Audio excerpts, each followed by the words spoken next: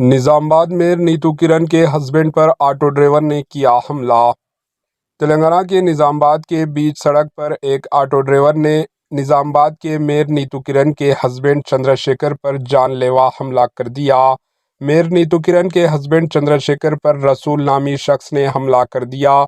निजामाबाद का रिहायशी auto driver रसूल उसके प्लाट किरण के हस्बैंड चंद्रशेखर ने कब्जा करने पर सेल्फी वीडियो के जरिए पैगाम दिया, जिसके बाद ऑटो ड्राइवर बरहमी के आलम में रसूल ने प्लाट कब्जा करने वाले मेयर के हस्बैंड चंद्रशेखर पर लोहे की रॉड से हमला कर दिया, जिसके नतीजे में मेयर का हस्बैंड चंद्रशेखर शदीद तौर पर जख्मी हो गया, जिसे इलाज के लिए मुकामी लोगों ने अस्पताल मुंतकिल कर दिया। ऑटो ड्राइवर रसूल की गिरफ्तारी के लिए पुलिस ने 4 टीमें तश्कील दी। पुलिस रसूल की तलाश में है। Bureau report, AHN news.